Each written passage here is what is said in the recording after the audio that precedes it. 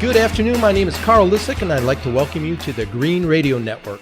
On the Green Radio Network, we bring you a variety of green topics and the latest information on green technology and transportation throughout the Midwest.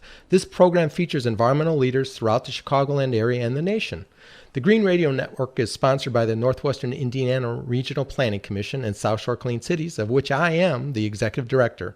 South Shore Clean Cities is a U.S. Department of Energy government-industry partnership that works to reduce foreign petroleum consumption in the transportation sector.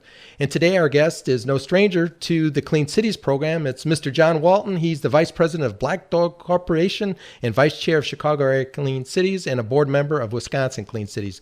John, welcome to the show. Thank you, Carl. Glad to be here.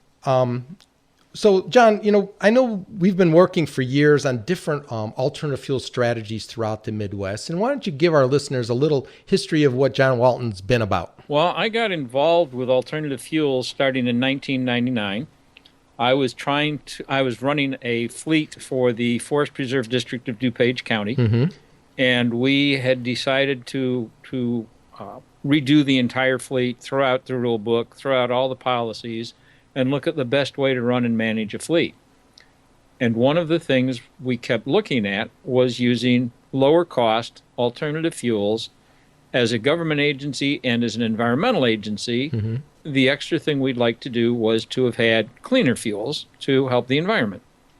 So had a lot of problems trying to find good information. And then I got targeted by Chicago Clean Cities and invited to a meeting where I met everybody that could help me and have been a huge fan of Clean Cities program ever since. So from that first meeting in 2000, in 2001, my commission passed an ordinance to run all vehicles 100% on alternative fuels. Wow. That's a lot of vehicles too, John. Yes. We had over 200 vehicles and covered an entire county. We got grant money and built the first station to have natural gas, propane, E85, and biodiesel, the first station in Illinois to have all four fuels at one site. Wow. And so we moved forward with that, ran the program. I got out of that and worked for a company building small natural gas compressors. After that, worked with a company doing natural gas large compressors with Trillium CNG, and am now working with Black Dog Corporation, which started off as a company selling gasoline and oils and branched out into being able to sell all the biofuels, E85, biodiesel, and we are now also working with propane for vehicles as well as CNG and propane vehicle conversions. I see. And so you're working pretty much across the tri-state area, Illinois, Wisconsin, and Indiana, correct?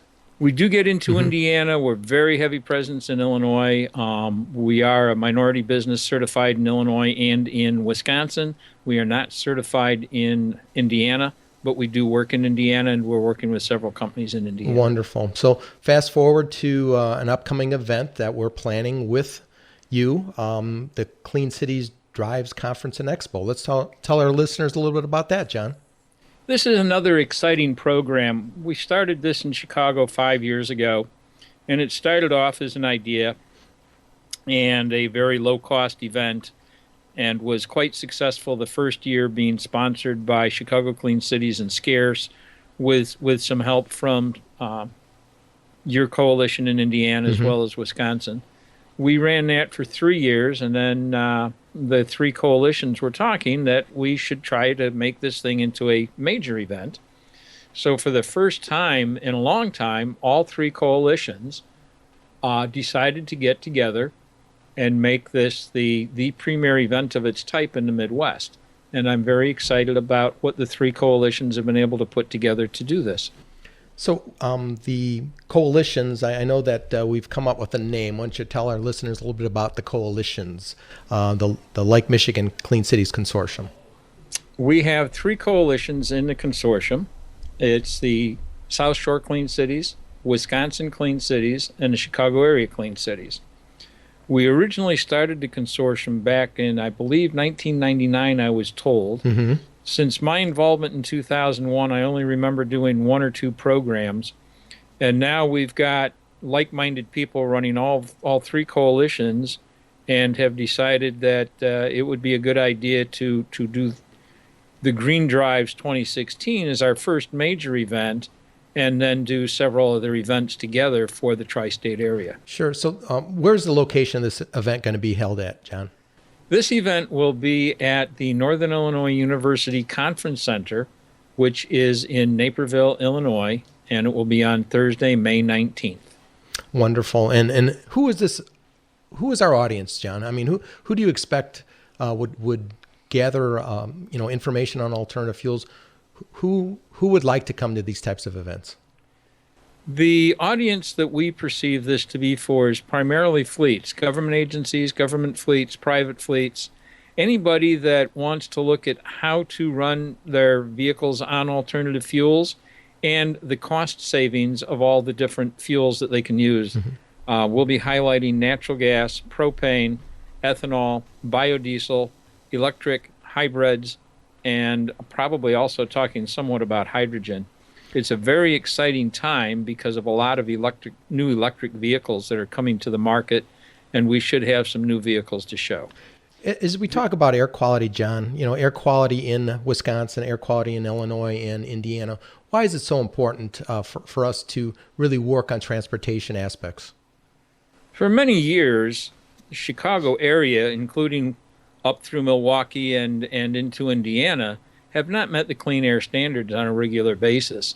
We have fairly dirty air, and one of the biggest reasons for this is transportation. Vehicles have gotten cleaner, but we still have many days that we do not meet clean air standards, mm-hmm. which is very unhealthy for us human beings, with breathing in all the dirt and soot from our vehicles. So it's very important that we try and limit the amount of pollution that we emit from vehicles. And so, John, we're going to take a break here. You're listening to the Green Radio Network on AM 1420 WIMS Radio. I'm your host, Carl Lissick, and we'll be right back with Mr. John Walton right after this. It is burning up in here. Honey, you have the heat cranked way too high. It's set to you're going down, polar vortex. It was set to even your mother isn't this cold. I just wanted to take the chill off. Don't let inefficiency disrupt harmony. With rebates ranging from $50 to $500 on furnace and boiler upgrades, smart thermostats, and more from NIPSCO. Comfort and budget can coexist. Remember, we agreed. We can have the heat up to sorry budget, but I have to feel my toes. But honey, you even skipped by hand me an umbrella drink. Okay. We'll just turn the heat down to medieval castle draft. You can barely see your breath. Here we go. Poor excuse for furnace. Personally, I don't know what's wrong with put a sweater on and a sock in it, but I can be reasonable. There is a better way. Let NIPSCO help you make cozy a little more comfortable. Visit NIPSCO.com/rebates to see how efficiency upgrades can save you money now and month after month. Welcome back to the Green Radio Network on AM 1420 WIMS Radio. I'm Carl Lissick of South Shore Clean Cities, here to bring you the latest information on green projects and topics across the nation. Our guest today is Mr. John Walton. He's the Vice President of Black Dog Corporation and the Vice Chair of Chicago Area Clean Cities and a board member of Wisconsin Area Clean Cities. And so, John, we were just talking about this great event that we're planning together on May 19th, 2016 at the Naperville Conference Center in Naperville, Illinois. So if our listeners would like to register for this event, where would they go to do that, John? ChicagoCleanCities.org, mm-hmm. and go under events, and we have registration right on our website. Wonderful. And so I know we just recently made a major announcement of who our MC is going to be. Why don't you tell our listeners a little bit about that? Yeah, I'm very excited about this. Most of our listeners hopefully are familiar with John Davis. He's the Emmy Award-winning host of MotorWeek. It's been on television for, I believe, 35 years now, mm-hmm. and he has agreed to be our master of ceremonies and a speaker at Green Drives. It's very exciting. Really exciting, and a lot of our listeners know that through our PBS stations across the Midwest, MotorWeek has a weekly show, and John has been the host of that for many years, and he is just a great advocate for not only the alternative fuels and introducing new vehicles, but he's also a great advocate of the Clean Cities program. And I know we have some other speakers lined up. John, why don't you tell our listeners a little bit more about that? Yeah, we're excited that yesterday we actually got news that the Vice President of Sustainability for Coca-Cola is going to be our luncheon speaker, which is a really big company that's been doing so many great things with their vehicles and with sustainability. It's going to be really exciting to hear what they have to say. That is exciting. We also will be having speakers from General Motors, from Ford, Nissan, Toyota, and Chrysler, all lined up. Mm-hmm. We'll have local fleets that are talking about their experiences about using alternative fuels and what it's done for them. And we'll hear the good and possibly some bad, because we're asking everybody to be totally honest. If mistakes have been made, the best thing to do is learn not to make the same mistakes again, and to take all the positive aspects people have had in running your vehicles on cleaner alternative fuel. Sure, and not a day goes by, John, that we don't hear about green and different sustainability efforts that are going on throughout the Midwest. And again, I think this format, this program has been very successful over the years, and we expect this to be our most successful event. But I think there's still a lot of ignorance in regards to alternative fuels. And with so as a fleet owner or a fleet director or a community, why is it still so important for them to attend an event like this when the price of gasoline or diesel is so inexpensive right now? The price of gasoline and diesel is way down.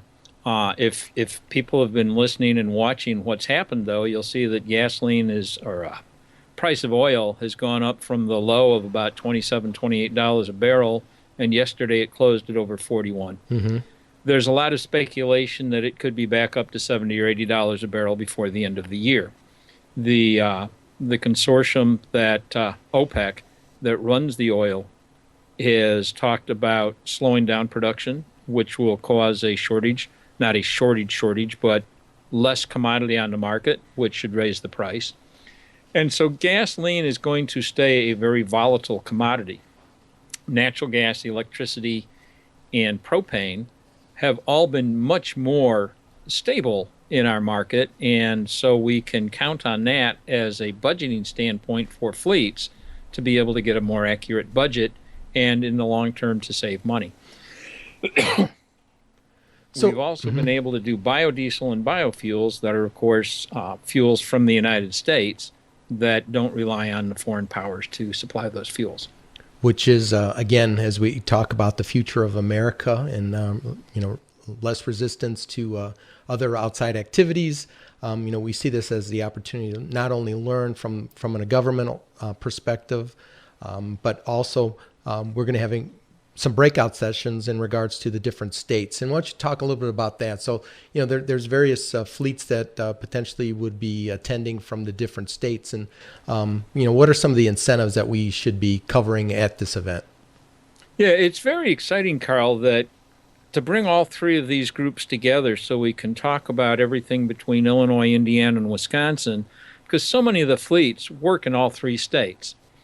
And all three states have totally different incentive packages. We had incentive money from the state of Illinois, which is gone. Mm-hmm. We've got grant money through the IEPA. We've got grant money through CMAQ. You folks have CMAQ money, and Wisconsin has CMAQ money. But the rules are different for how you get that money and how your fleet has to operate in each state in order to qualify.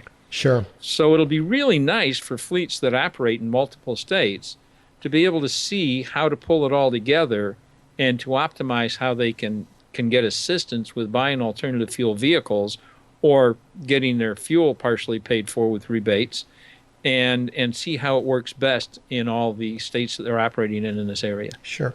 I know that the city of Chicago has been very prominent in regards to sustainability efforts and reducing diesel emissions and opportunities to really green the state of Illinois. And I know that Chicago Area Clean Cities is very much involved with an incentive program throughout the 6 county areas of northern Illinois. Why don't you talk a little bit about the Drive Clean Chicago program, John?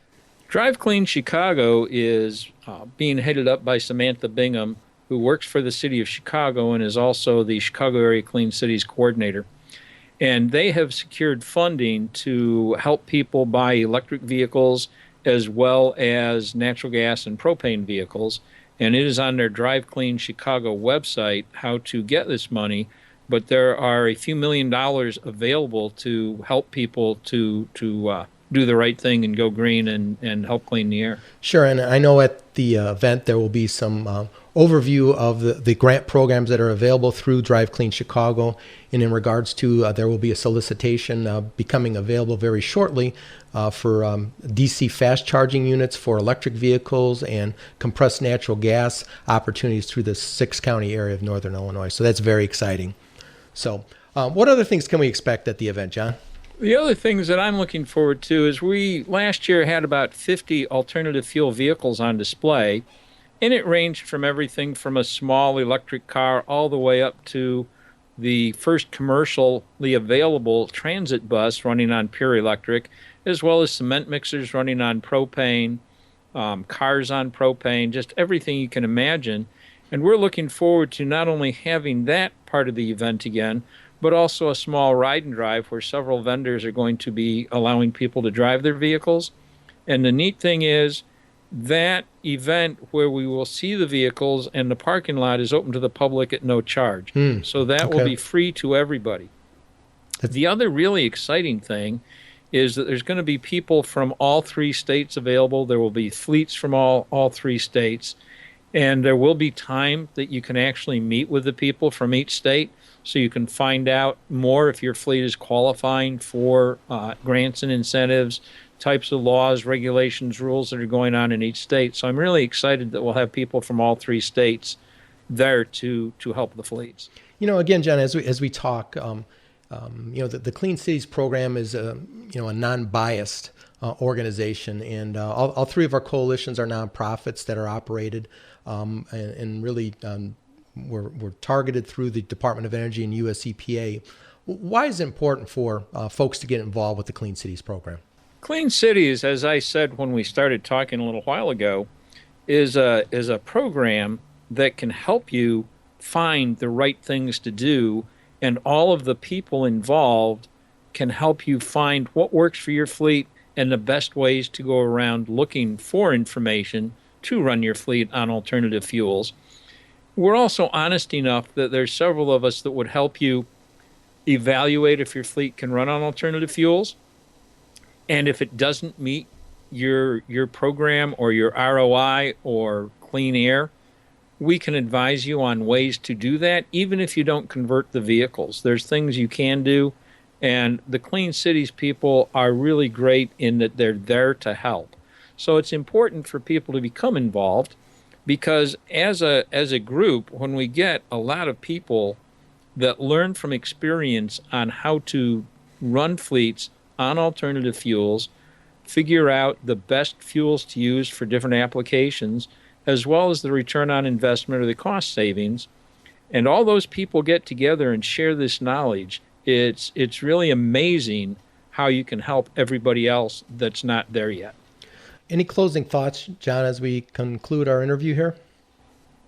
Just that I would like to invite everybody to our tri-state conference at the Northern Illinois University in Naperville on May 19th.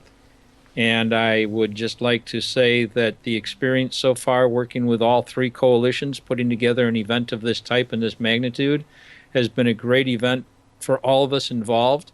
And I think that will translate into a great event for all those that attend. And John, we thank you for all of the work that you've done to reduce our dependence on imported oil throughout the 3-state area and the nation, and being a leader and an approachable person that has experienced alternative fuels for many years and somewhat of a pioneer in our area. So John, I think a lot of times people think that alternative fuels just came about yesterday, and again with some of your background and experience, you really have tested, you've had the experience and exposure, not only as a governmental agency, as a business, to show that you can really be green, and green still pays off. Yes, it does. And Carl, also the same for you and your wife. Running Indiana and Wisconsin Clean Cities is a breath of fresh air to see how well all 3 coalitions are doing. Well, again, thank you, and please visit ChicagoAreaCleanCities.org or SouthShoreCleanCities.org to learn about the May 19th event at the Northern Illinois University. the Naperville Conference Center, and we're very excited about that. And that will do it for today's edition of the Green Radio Network. I'm your host, Carl Lissick. Thanks again to our guest, Mr. John Walton. And be sure to join us again on WIMS Radio and Girard Media for the next edition of the Green Radio Network. And visit us online at SouthShoreCleanCities.org. And thanks for joining us. And remember, it's never too late to begin your environmental legacy.